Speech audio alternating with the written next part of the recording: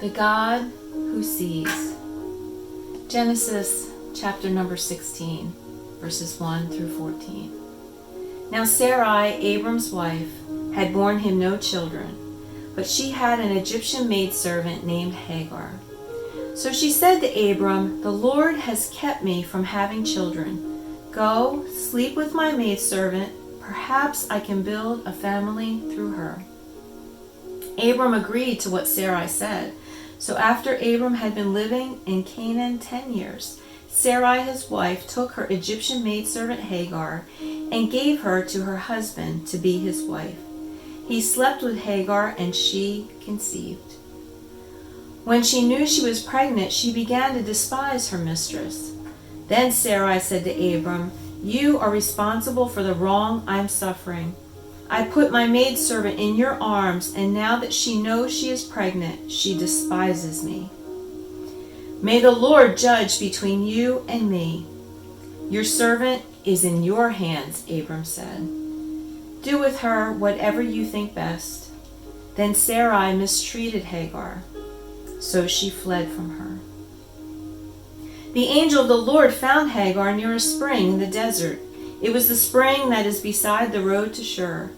And he said, "Hagar, servant of Sarai, where have you come from, and where are you going?" "I'm running away from my mistress Sarai," she answered. Then the angel of the Lord told her, "Go back to your mistress and submit to her. I will so increase your descendants that they will be too numerous to count." The angel of the Lord also said to her, "You are now with child, and you will have a son. You shall name him Ishmael, for the Lord has heard of your misery. He will be a wild donkey of a man. His hand will be against everyone, and everyone's hand against him. And he will live in hostility toward all his brothers." She gave this name to the Lord who spoke to her. "You are the God who sees me." For she said, "I have now seen the one who sees me."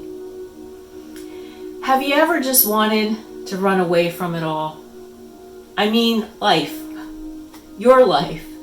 Have you ever felt so overwhelmed and unhappy that you fantasized an escape? Maybe even dreamt of a whole new life?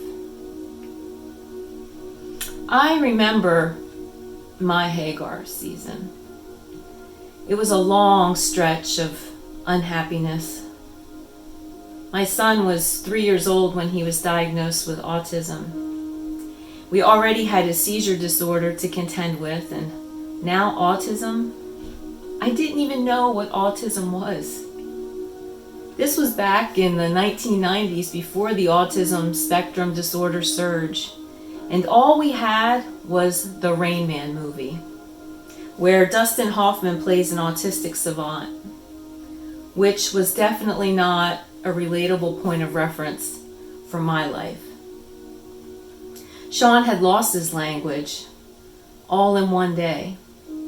One silent day, 2 silent days. And we entered a world where my son no longer had a voice. Then the aggression began. The hitting, the kicking, the biting, the scratching, headbutting. Whatever it took for him to communicate, he used all of those methods. He began to rock back and forth, banging his head on the wall, rather than sleeping through the night. This lack of sleep and the effort it took to care for him drained my soul. I felt lost and alone, and no one seemed to know how to help. My husband didn't know how to help. My friends, my family, my church. Church, it was so hard. Church was so excruciatingly hard. The place where I once found hope and strength. The altar where I'd once prayed and worshiped. The family of God who I once belonged to gradually faded into the distance, out of my reach. I could see them through the doors. I could listen through the walls, but I could no longer be with them in the sanctuary. Everything about our services bothered Sean. The noise, the lights, the people doing all the things we do. You know, we've gotten really good at doing church. We've arrived. They don't call us holy rollers anymore or ridicule us and make fun. We are admired. We're respected.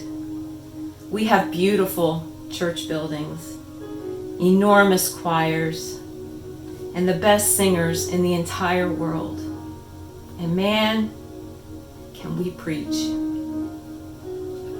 And with the success, our elaborate facades, it appears we're doing really good kingdom work. Surely these are the blessings of God upon us. Our pews are full. Our Facebook pages reach into the thousands. Surely this is evidence that He is pleased with our endeavors. But are we reaching everyone? There's something I learned in my Hagar season. And I know that it is easy to believe that we are good and kind, compassionate, long-suffering, and humble. We can think that the fruit of the Spirit is evident in our lives until we sit side by side and look eye to eye into the heart of an individual with disability. It is there that we will see the core of who we are. We're exposed when our social graces, our good manners, and our managed behaviors are not enough to withstand the raw humanity displayed by autism, epilepsy, cerebral palsy. The sounds, the smells, the behaviors make us uncomfortable. Disability makes us feel vulnerable and inadequate. And I was embarrassed of how messy and disruptive my life had become. So we stayed down the hallway in an empty Sunday school room where no one would be uncomfortable. I took my son and I ran away, feeling unwanted, unloved, rejected, and abandoned by the people who were supposed to help me. When the isolation and the loneliness turned to apathy, I knew I was in danger. You see, I had stopped praying. I put my Bible on the shelf.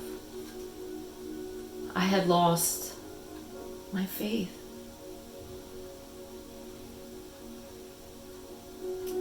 I closed the door on God and everyone around me and just pretended to be okay. I was miserable. Go back and submit. That's what God told Hagar. Go back to your mistress and submit to her. I will so increase your descendants that they will be too numerous to count. You are now a child, and you will have a son. You shall name him Ishmael, for the Lord has heard of your misery. Go work it out. I have plans for you. I don't know what you're going through. I don't know how your soul feels, what season of life you may be walking through. But I know the God who sees. I know the God who sees me. I know the God who sees you. And right where you are in this moment, He sees you.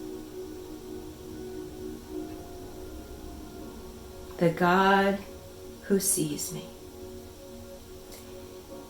God, you see my sorrow. You see my grief. You see my tears. You are the God who sees me. You see my defects, my flaws, my doubt and anger. You are the God who sees me. You see my heart, my spirit, my eternal soul. You are the God who sees me. You see my potential, my value, and my purpose. And I have seen the God who sees me.